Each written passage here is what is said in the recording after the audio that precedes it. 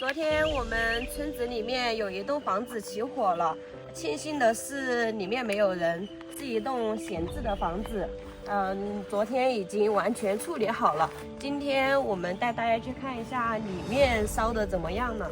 它是一个闲置的房子，但是它是砖房，所以的话它现在的框架还依旧在那里。其实房主的主人为什么一直都在那里没有丝毫的慌乱的感？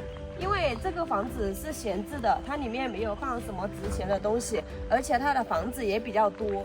这里是其中一栋，然后下面的话还有一栋这种砖房，它那些农用工具的话几乎全部都是放到下面的，这里的话就什么东西都没有放，但是里面呢有一个就是吹风的那个风宝，我不知道，大家那里有没有这个东西？我们这里就是用来，和渣子和那些粮食给它分离开的那个东西，放在里面的被烧了。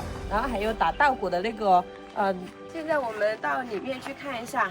其实昨天消防员已经来把所有的那些火给全部熄灭了，因为怕风一吹的话，把那些火燃烧的东西吹到下面去，因为下面2户人家都是有人在里面居住的，所以就比较危险。现在的话感觉都还有那个温度，你看这里都还在冒烟，还没有完全熄灭，好吓人啊！昨天晚上一个晚上都还没有灭。然后里面的话，哇，还有那种热感，这里面全部都烧没了。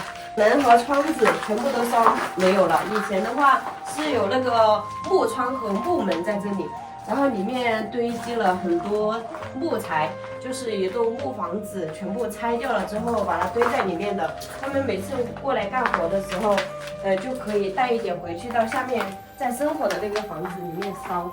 然后现在什么都没了。这个里面还好。这个里面有一个木床，它这个木床没有被烧完，只是被烧了一点点。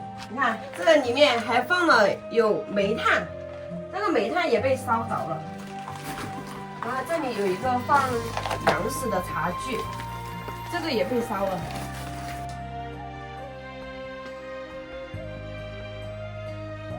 昨天就是从外面一直烧进来的，烧到这个位置。他们说这栋房子已经被烧第2次了。第1次的时候是他们已经在里面居住的时候，然后是后面这一半烧起来的。昨天的话是从前面那一半开始烧起来的。然后给你们看一下，这里这个已经完全被烧成这个样子了。但我觉得奇怪的是，这个茶具被烧成这个样子了，前面的那个床完好无损，看到没有？没有被烧一点。这个窗户还剩一点点，看前面就是像这种木窗户，像这边的话没有什么东西。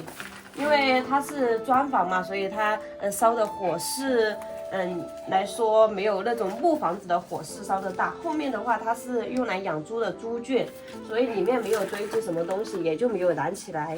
这里面就是那些堆积的柴火被烧完了，其他的其实没有什么损失，因为这个房子它本来就是闲置的，已经没有在里面入住，什么东西都没有。然后这边这些房间。你看这种钢筋是在窗户上面的，然后全部木材烧掉了之后，这种钢筋就掉下来了。里面当时没有人进来，如果有人进来的话，这个钢筋掉下来掉到头上还是很危险的。这里面没有了，什么都烧完了，就剩一个空架子了。这边是他们以前的厨房。昨天没有一个人敢进来救火，因为确实火势太大了。保证自己的安全为首要。像这种大的木材也被烧完了。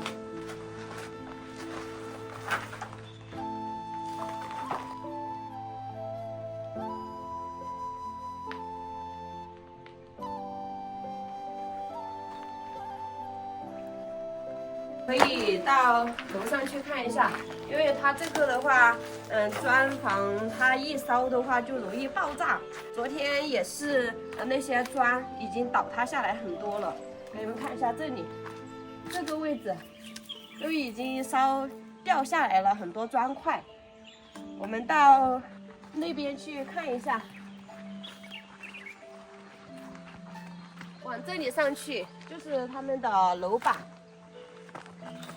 昨天从这里可以看到后面的这个火势烧得特别的大，你看从这样看的话就是巷道被灼烧了，然后其他的地方没有什么损伤的。很庆幸里面没有人。我们从这里走上来，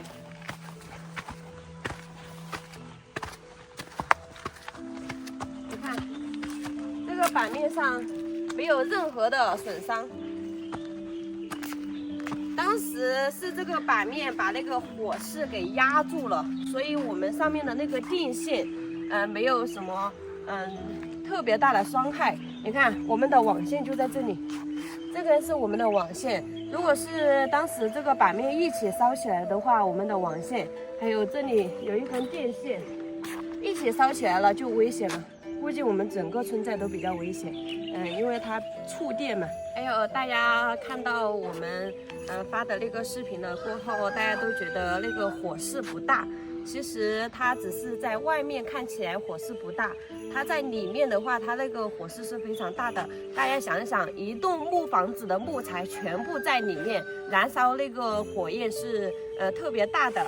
我们为什么没有用水来浇？因为一点点水根本就浇不灭啊！还有我们打电话叫消防员来把这个火给完全灭掉的原因，是因为看我们周围的全部都是这种木房子，如果木房子着了的话，那是真的什么都没有了，就不像这种砖房一样，它还有一个价值在，还可以重新翻修来继续住。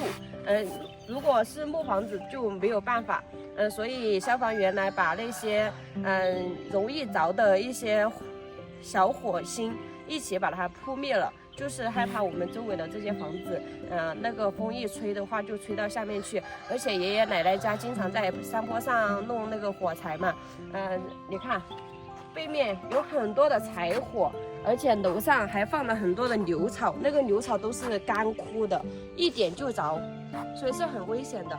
然后昨天就直接把那个火给熄灭了之后，消防员才走的。所以大家在家里面不管是怎么样，用火的话一定要以安全为首要。昨天我们也不知道是谁，可能是往这里过路的时候烟头着的，还是不知道是什么原因。